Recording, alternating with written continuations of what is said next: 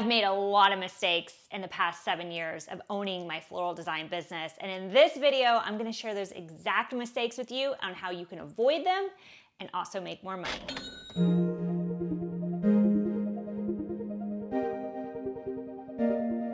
Hey flower friend, my name is Francesca. I am the founder of the Hotel Florist, and I help florists create consistent income by working with luxury corporate hospitality clients. Now, a lot of the florists I have worked with have gone on to become millionaires and having reoccurring revenue. So in this video today, I'm gonna be talking about the main mistakes that I was making, the mistakes I see my clients making, and how you can actually avoid them. I seriously had made so many mistakes that I really wish I hadn't.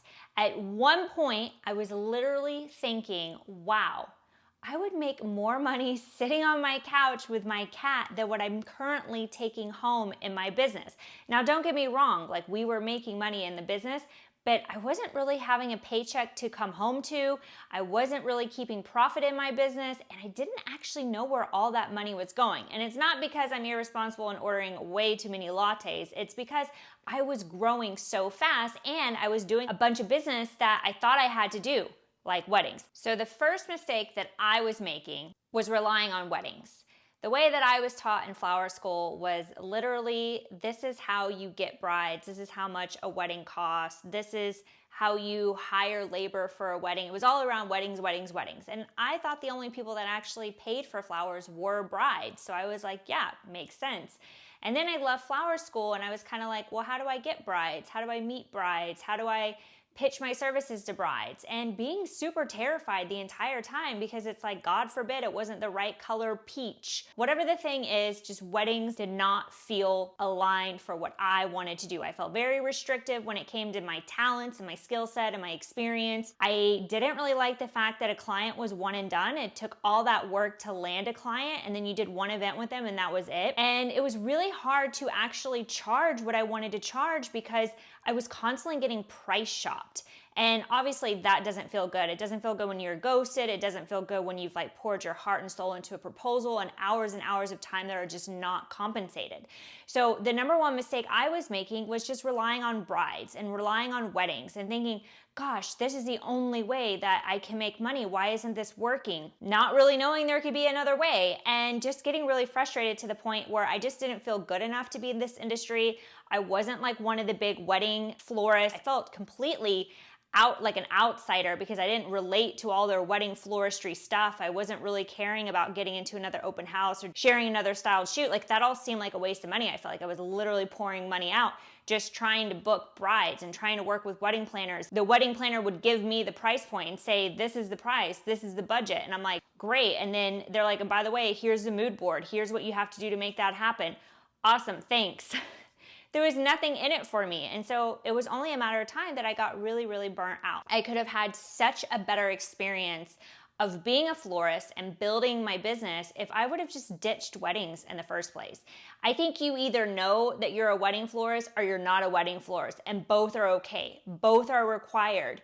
So if you love the idea of helping a bride with her flowers, or you actually kind of cringe at the idea, like, pay attention to that. You're having those visceral feelings for a reason. Like I didn't even spend a lot of money on my own wedding flowers. So how am I going to sit here and now ask someone else to spend a lot of money on their wedding flowers? Like I just didn't see the value in it. I mean, there's a lot of value in it.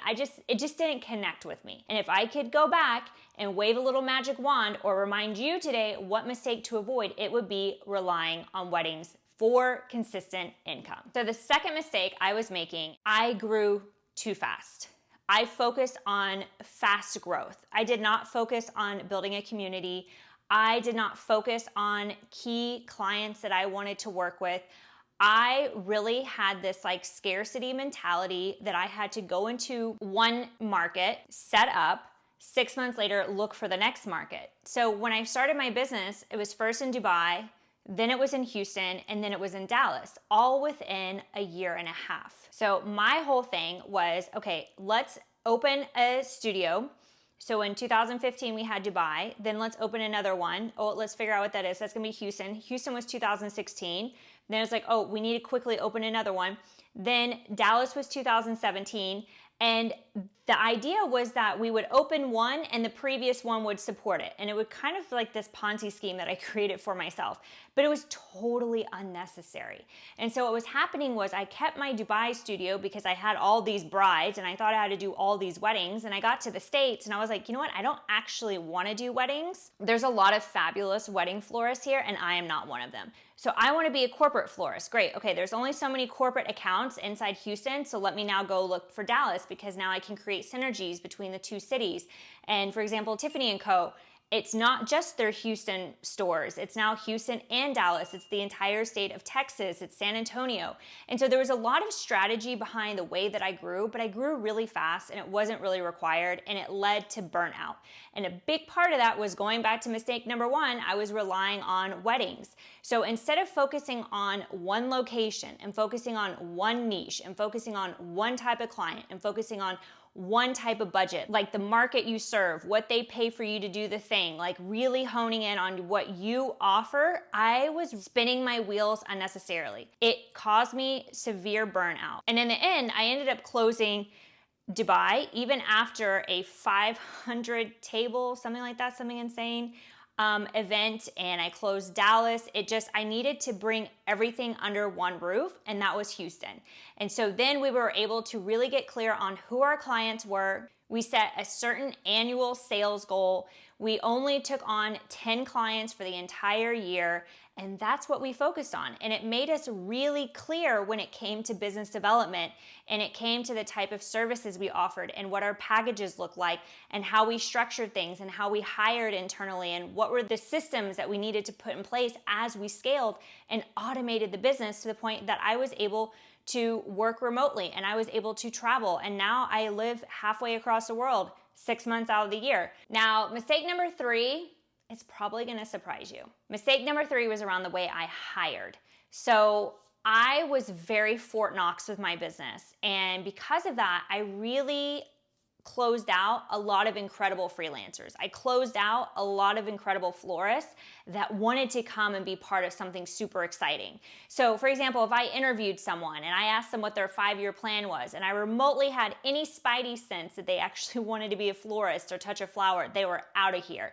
I was not going to hire them. I viewed my potential candidates for employment or contractors as competition. And one thing that I would go back and tell that version of myself is there's no way they can keep up with you. You need to remember that when you're hiring a team, you need a team that has incredible skill set. And honestly, you need people that are better than you on your team. So for me to just completely block out this insane talent because of the potential risk of them ripping me off or taking advantage of my business or were potentially my competition, what I was having to do instead was train people constantly. And training takes time, money, energy. And what would happen was I would get those people trained and then they would leave. And so if I would have just hired the people that already had the experience, it would have made my life so much easier. I would have saved so much more money. And I probably would have grown a lot faster in a more supportive way. So if you're thinking about hiring, you're thinking about adding someone on your team, whether that's an employee or a contractor, I just want to remind you that you're 1 year ahead of them, 2 years, 3 years, 4 years ahead of them. They cannot keep up. And they are also not you. So everything that you have in here, whether that's the systems you have in your business, the way that you approach your clients, that is all your IP. Nobody has that. That is like your secret sauce. And so hire the team members that you need to hire that are really gonna set you up for success. And I'm telling you, this is such a great way to catapult your success versus worrying about someone coming onto your team and taking and stealing from you and really dragging you down. Like this is just gonna waste so much time if you're constantly hiring and training and hiring and training. Just hire the person that has the expertise, bring them in, and know that no one can catch up with you and no one is you, but they could be a very valid asset to your team. Now, if you're really enjoying today's video, I have a free masterclass on literally how to stop relying on weddings in 6 weeks and create consistent income. And I dive so much deeper into these mistakes. So if you're interested, you can check out the link down below. And if you are really loving today's video so far, tell me in the comments, have you made this mistake before of just relying on weddings? If so, tell me guilty. All right, mistake number 4 of what I would do differently if I were to start a floral business today, and that is not spending enough time with my family. That was a hard one. And when I thought about today's video and the mistakes that I made that I would totally go back and try to undo or to remind you not to do, that was a big one. I thought in order to be successful, I had to work really hard. And I thought in order to work really hard, I had to be busy all the time. And I thought if I had to be busy all the time, it meant that I had to sacrifice time away from my friends, my family, my partner, my loved ones. I always had to be in or on my business. And in 2020, when my business, like many of us, kind of changed overnight, I realized that what was that all for? Instead, I had a partnership, I had a marriage that for the past 5 years, I hadn't really been present in. I hadn't really committed to. I had committed to my business. I had committed to my clients. I had committed to my skill set. And now when I look at the marriage I have, there's a lot of work to be done. There's a lot of missing parts. And that was because of the decision I had made. There was a big reason as to why I really consolidated my business. And I teach this inside Petals to Profit, like how to create a profitable multiple 6-figure floral design career out of working 2 days a week and out of your home or out of your studio, whatever feels good to you.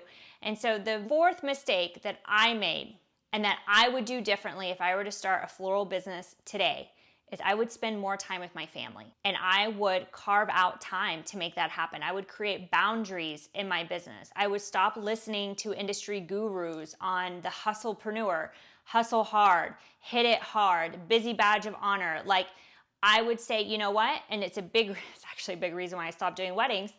I want weekends off. I want my evenings with my family. It's very important that my workday stops at 3 or starts at 10. Like as a floral business owner, you are responsible. You are in control. You get to co-create this experience of building your business and becoming a floral designer. Like how do you want to look back on that? Like what do you want to pour into versus take away from? And so today I want to remind you that whether it's your parents, your significant other, partner, sibling, friends, they all matter. They matter, in fact, more than your business. If you knew the money was coming no matter what, you would spend more time with them. And so it's really about getting focused on what can I do today? What can I put in place today that sets me up for success to have both, to have a balance, to be able to take care of myself, to be able to take care of my family, to be present, and to be able to take care of my business. If you enjoyed today's video on what I would do differently if I were to start a floral design business today, including those 4 mistakes, then I know you're gonna love the free masterclass I have, which is how to create consistent income without relying on weddings. Inside this masterclass, I go through my 3 top mistakes, and they were really keeping me stuck. And surprise, they aren't in this video. So go and check it out. The link is down below. As always, if you want to keep in touch, go and follow me on Instagram at The Hotel Florist. And before you leave, drop down in the comments below if you're guilty for relying on weddings, or if you're all about that go hard or go home when you feel like you have to do all the things and just grow way too fast that your human is like, whoa, I'm getting whiplash. Can we please calm down? So if you did love this video, also you can tell me down below, go on Instagram, say hello, connect with me, and I will see you in the next video. And as always, keep blooming.